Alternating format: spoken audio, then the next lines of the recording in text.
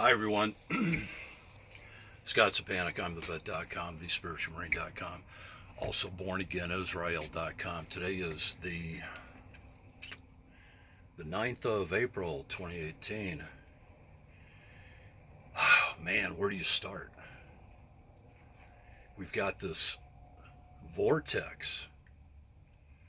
And by the way, we're gonna, instead of the blogs, which we haven't found time to do, we're just gonna put short little snippets on the blogs and kind of utilize it like Twitter. We never got any exposure from Twitter. They shut us down big time. And this is even before all this stuff. It was like a couple years before the election. So it went back to about 2014, 2015. But today, we are a half a nanosecond away from World War III. And it's not a laughing matter, it's very serious. It's very serious. We are, and it's a vortex. A vortex is a fancy word. If for people that don't know what a vortex means, it means that it's like a funnel, and everything on the bottom there's a hole, and it just sucks everything down, and that's basically your vortex. So that's where we're at right now. Why are we there? Here's why we're there. It's because, they just passed that omnibus bill, and it basically gave another carte blanche to spending money. It's called Keynesian economics. You just basically, you paper everything over. You just, out of a cannonball, you just spend money, and hopefully it's going to kickstart the economy. But the problem is, it's a mathematically improbable, and has been ever since we spend at least $1.3 trillion a year on the budget for the United States. Then on top of that, you've got 45 to 50 billion in trade difference, where we're spending that much more. In other words, that much more money is going out as compared to that less amount coming in. So it's been an unfair, untrade. What they want to do is they want to level everything out so that we can become a global participant, and then they're going to lower the standards, especially economically, down, so that the globalists can get their way, and then they'll have their utopia. That's the way they look at it. And what they don't understand is they're leading everybody right into prophecy. The situation right now, unfortunately, is also doing the same, because there's no way that this money situation will come out of the doldrums, and the stock market's teetering, and it's about ready to go belly up. So the textbook, the historic textbook solution has always been to go to war. So we thought for a while that it was going to be North Korea, but right now it's looking like, and you notice here's another symptom that is it's a telltale sign, is we see all the gas prices, the petrol prices going up and up and up, and that right there is handwriting on the wall. We've got to think about things geopolitically. See, we have the situation where China has upwards of $1 trillion of the United States debt. And if they unleash that $1 trillion on the open market, then everything's going to tank anyway. But they also know that it's gonna be worldwide. It's gonna screw everything up. So that right there would be cause for war. And China, it's called the BRIC nations, BRIC, BRICS actually, with South Africa. Yeah. So we have Brazil for the B, we have Russia for the R, we have India for the I, we have China for the C, and then we have South Africa for the S. And the thing that puts them aside from the petrodollars being denominated in the U.S. dollar, which came out of the Bretton Woods, if you want to do the history on it, after World War II, and then the United States got the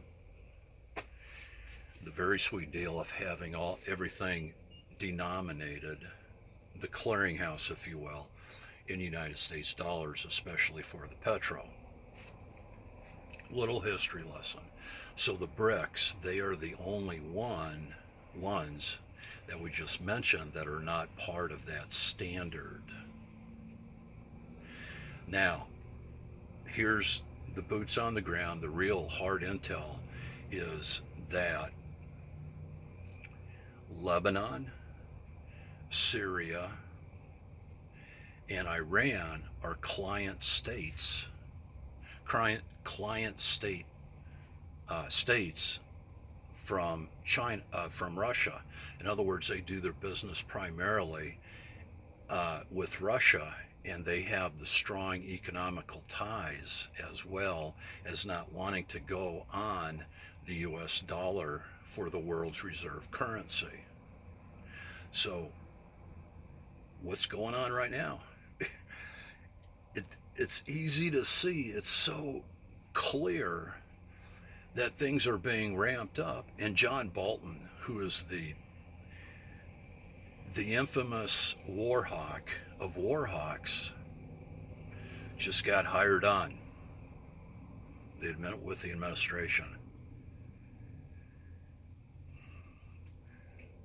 So we're seeing the hostilities and the saber rattling right now go on with the United States and Syria.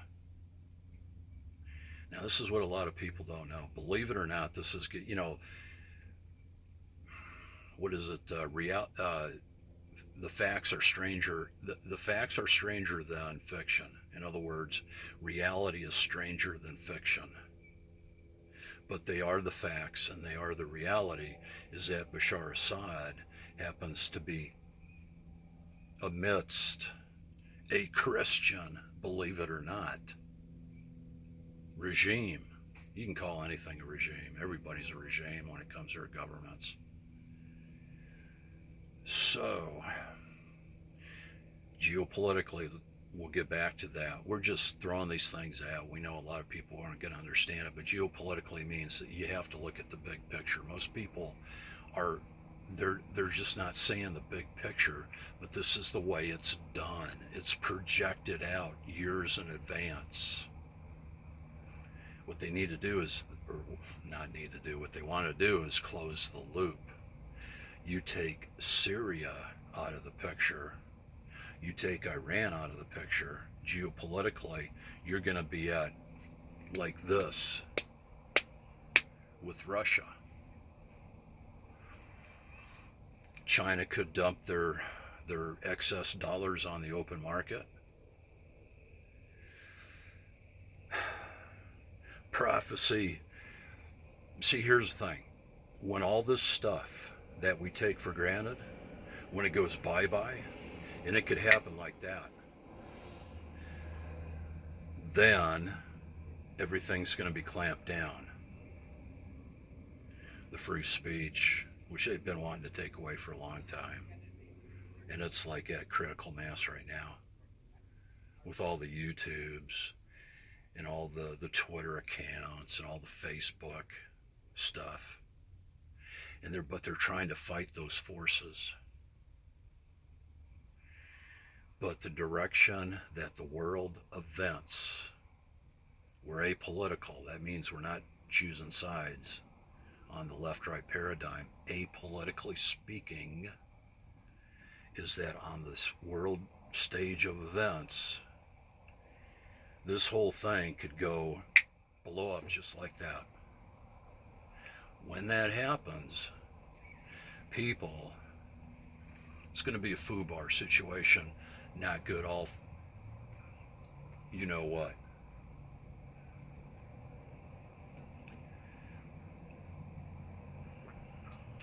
When things like that happen, free speech is gone. And other things are going to transpire that will not be good.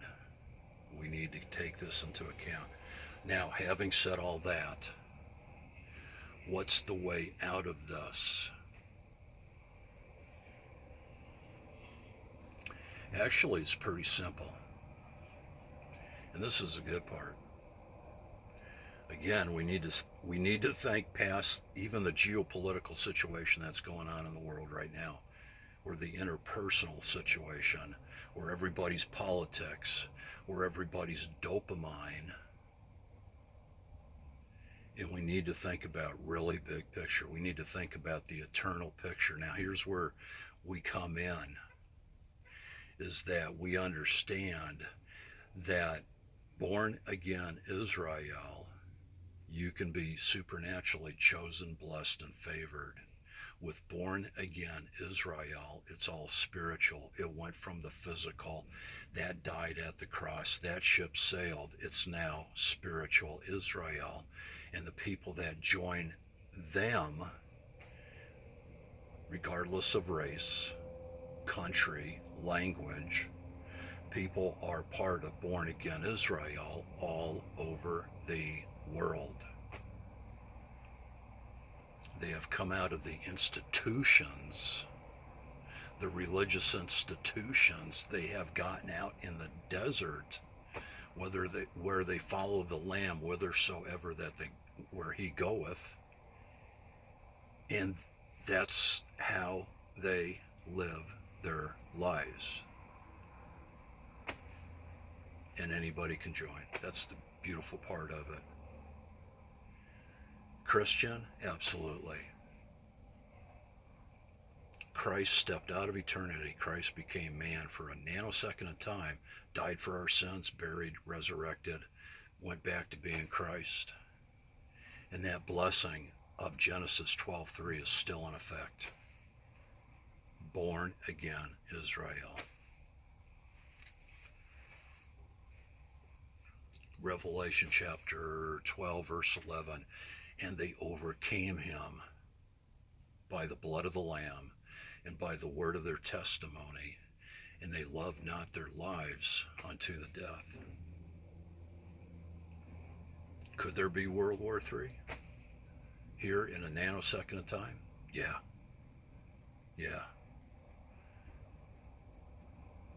When that happens, if you get to see this video, share it with somebody else. We ain't got much time. We're going to do it anyway. Love you guys. Stay in the fight. It's a spiritual war. Keep the faith. Don't quit. And be an overcomer. Love you guys. Christ is calling you right now to take this word and share it with as many people as you can. Love you guys. Hopefully we'll talk soon.